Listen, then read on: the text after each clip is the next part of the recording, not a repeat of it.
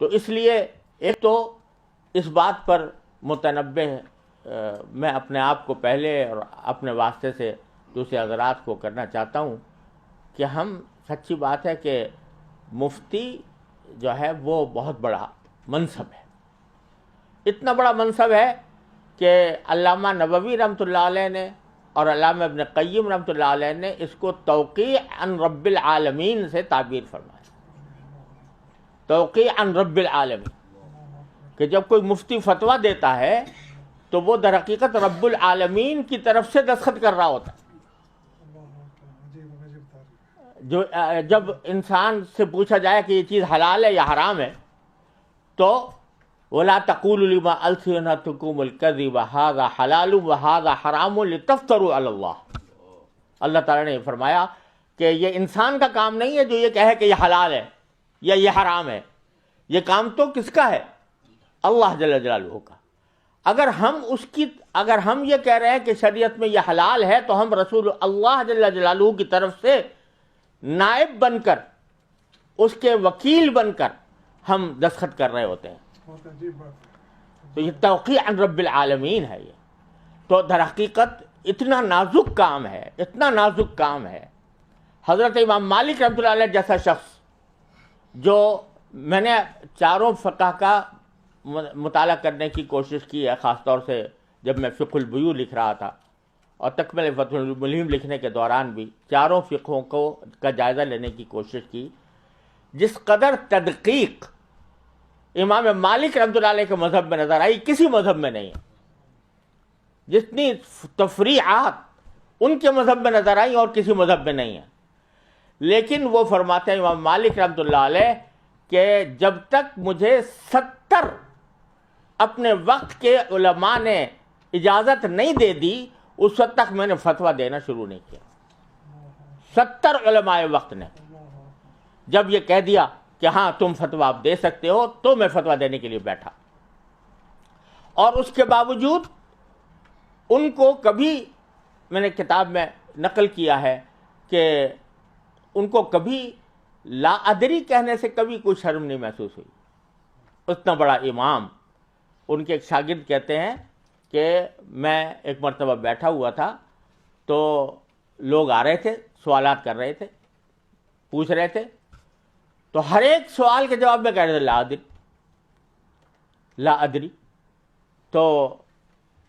میں نے ان سے کہا میں نے غور کیا تو انہوں نے عدد لکھا ہے اس میں کہ کتنے سوالوں میں سے اکثر سوال کے جواب میں انہوں نے لا ادری فرمایا کہ مجھے نہیں معلوم۔ اور اللہ تبارک و تعالیٰ نے پھر ان سے وہ کام لیا کہ جس کا کوئی شمار کرنا ممکن نہیں ہے، اور حضرت امام مالک رحمۃ اللہ علیہ کے تلامذہ نے ان کا علم پھیلایا، اور ساتھ میں کوئی شخص ایک مرتبہ کسی شخص نے کہا کہ حضرت یہ تو ایک خفیف سا مسئلہ ہے، معمولی سا مسئلہ ہے، تو فرمایا کہ لیس فی الفقہ شیء خفیف، فقہ میں کوئی چیز خفیف نہیں ہوتی۔ اس واسطے یہ کہہ کر میں جواب نہیں دے سکتا چاہے جب تک کہ مجھے پورا علم یقینی درجے میں حاصل نہ ہو جائے۔ اتنے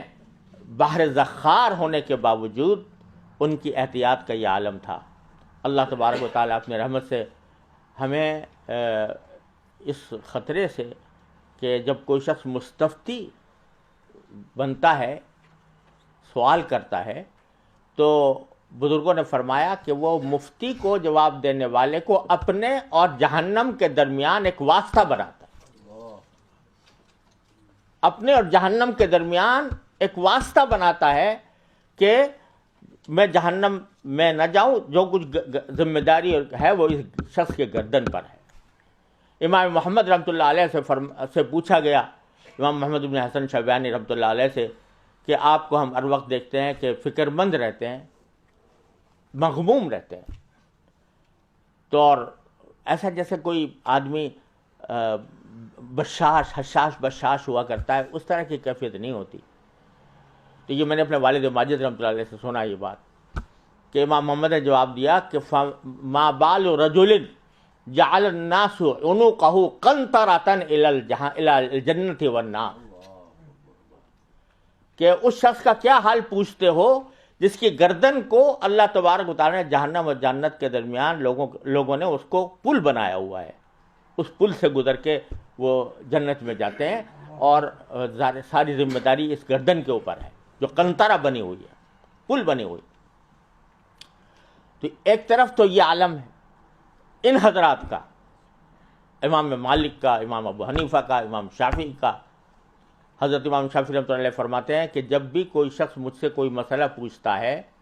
تو تھوڑی دیر کے لیے میں اپنے آپ کو جنت اور جہنم دونوں پر پیش کرتا ہوں کہ جواب مجھے جنت میں لے جائے گا یا جہنم میں لے جائے گا۔ ایک طرف تو یہ حال ہے، اور دوسری طرف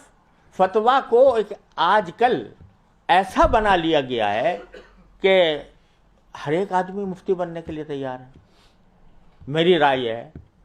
آئی تھنک دیٹ دس از حلال اور حرام، ہر ایک آدمی اپنی رائے پیش کرنے کو تیار ہے اور مفتی بننے کو تیار ہے۔